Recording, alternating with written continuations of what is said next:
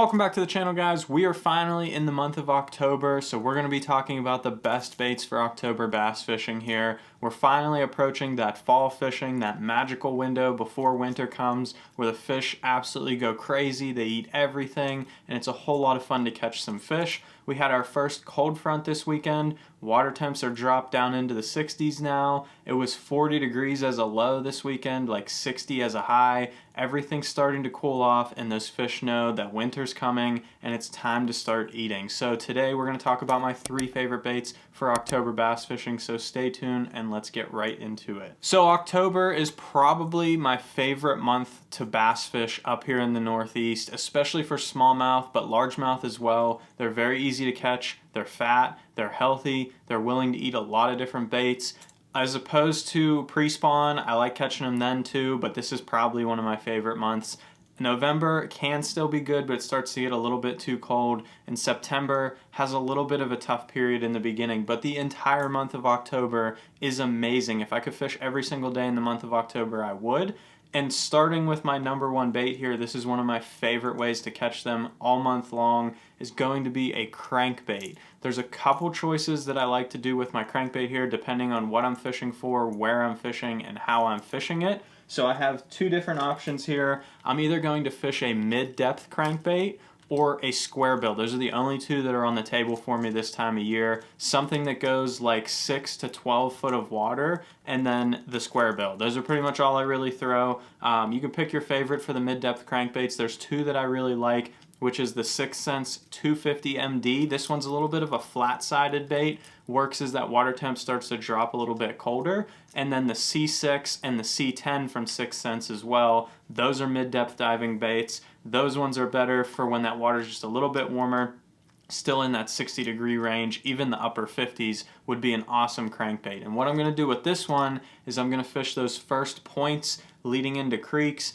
I'm going to fish areas where the shad are getting pushed onto points or humps or little areas where those fish can gang up and chase shad. And ultimately, I'm just going to cover a lot of water with this bait and try and find where those fish are. I've been fishing a lake recently. Anywhere there's a very steep drop off of a shelf from a point, you can bring that crankbait off the shelf of the point and down into that steep drop and catch a bunch of fish. There's been schooling bass on stumps and other places like that. That's an excellent way to catch these fish. You don't have to go right to the bank immediately to catch bass in the fall. So there's a lot of groups of bass that will gang up on some shad. However, once those water temps get a little bit colder, or if you live on a lake that has a lot of wood on the bank, or places that these fish get really shallow, that's when I'm going to go to the square bill crankbait. I'm going to fish a lot of those shallow laydowns, tight to cover places. This is more my largemouth bait, and the deeper diving crankbait will be more on a smallmouth fishery. Usually I'll have both on. It doesn't mean one won't work for the other, but if you're fishing a largemouth fishery this time of year, the 6th Sense Crush 50X or even the 100X if you have some bigger fish or some bigger bait fish, that's a great way to go. Cover some shallow water, bang this into some stumps, other stuff that's up there on the bank, little rocky points, rip-rap, anywhere these fish can gang up and push bait. Again, that's a great place for them to be. Current coming through bridges, that's an awesome place that I'm going to fish these crankbaits as well. And then when it comes to color choices this time of year, I keep it super simple. If you have dirty water, I will go to a chartreuse black, blue, whatever.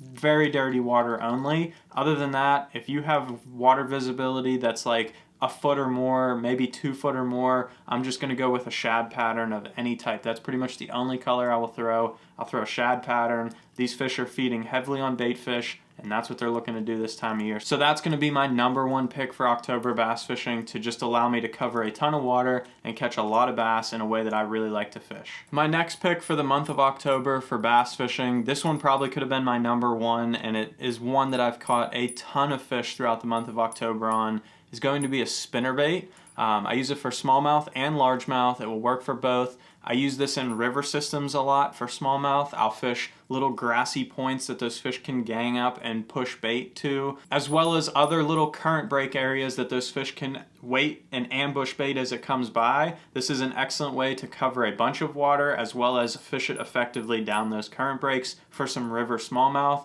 And then on top of that, this is like my number one largemouth bait this time of year. If you live on a lake that has largemouth and shad, you could go out there and throw just a spinnerbait throughout the month of October and you will catch a ton of bass, and they'll be big ones too. My favorite way to fish this is to go out on a lake that has largemouth and shad and just parallel every piece of laydown or wood that you can find in the water. Cover the bank in between. You never know what's underneath the water. If there's a bass holding on a little stump that's underneath that you can't see. I just cover a lot of water in some creeks and areas that these fish are going to transition back up the creek following the bait fish, and then they'll come back down to the main lake once the bait fish start to come back down for the winter. That time of year when they're transitioning back and then back out, you're going to be able to cover a ton of water, find where those bass are, and cover all the pieces of cover effectively on the bank, and you'll catch a ton of fish. This is an excellent way. It's very weedless. It rolls through all the laydowns. One of my favorite things to do is I'll pull it down the edge of a laydown. When it hits a stick,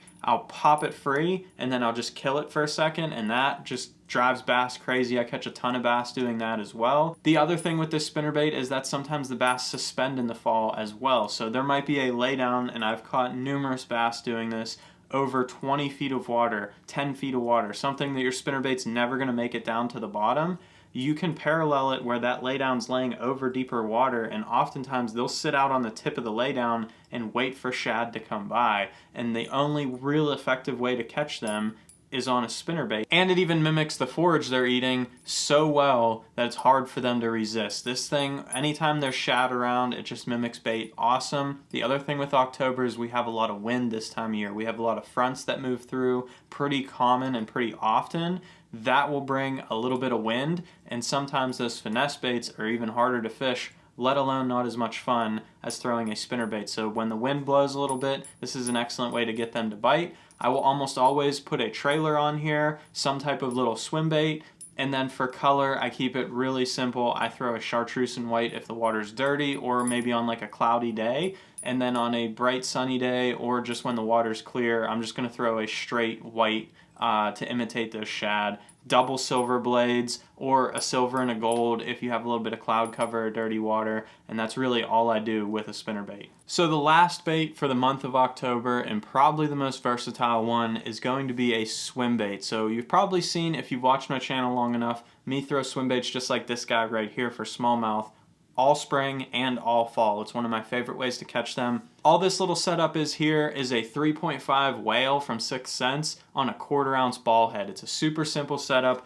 I just fish it on a light bait caster or spinning rod with 12-pound test. It's super easy to catch a ton of smallmouth. It will work for a largemouth, but this is like my smallmouth focused swim bait. Allows me to cover a bunch of water and catch fish in those current breaks in rivers where they're pushing bait on points, all the general places that you'd fish in fall. And this is a great way to catch them. You can vary your jig head size. You can throw different size baits on here. So I can throw a 3-inch whale. I can throw the 3.5. I can throw a 4. I can even throw the Divine swim bait if I want to get a little bit different action. This one has a different action than the whale. This one kind of wobbles a little bit more. This one has more of just a straight swim with a gentle paddle kick. So if the water starts to get colder, I'll go to this guy. A little bit warmer water, I'd go with this. However, in the fall, and specifically in October, these fish are going to look for the biggest meals they can get as well. And while they will not turn this little swim bait down if you pull it in front of a fish, if you want to go out there and try and catch some giant bass throughout the month of October, here are 2 options that I really like to throw this time of year that will catch you some bigger than average bass. It will allow you to cover a ton of water, and this is the time of year that they will actually very much eat these, especially if you have that wind we talked about. You have heavily feeding fish, and you'll be surprised on these 2 baits right here how small of bass you can actually catch. Not that we're targeting small bass, but if your deterrent is that you're not going to catch that many fish throughout the day, you'd be surprised how many you'll actually land on these 2 baits. So my number 1 is going to be the Megabass Mag Draft. I absolutely love this thing. You can cover a ton of water with it. You do have to fish it a little bit slow. You can't work this bait very fast or it will roll over because it's not a very heavy bait. It's just a basic soft plastic swim bait. But it does catch a ton of fish. It mimics all types of shad. The two colors that I really like to throw are something like this one here, which is called brownie, or just a straight white one. I think it's called whiteback shad. Those are the two colors that I really like to throw. You can put this on a flipping stick. You don't need fancy equipment. This is the 6-inch, but you could go to the 8-inch if you want, if you really want to trophy hunt.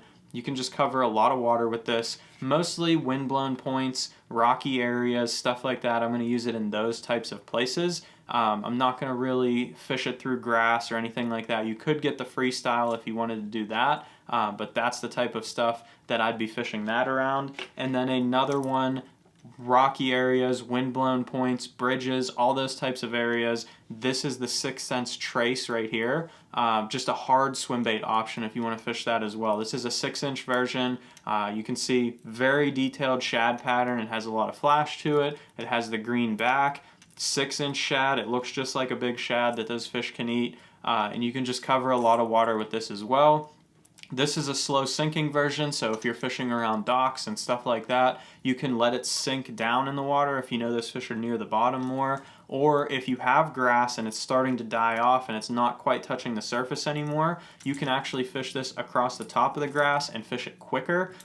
This one will not blow out of the water or roll over or do any of that stuff like the mag draft will. So oftentimes I'll just have both tied on and see which one the opportunity presents itself. But these are both excellent baits to catch a ton of fish around shallow cover when they're really looking to feed, they're looking to chase bait.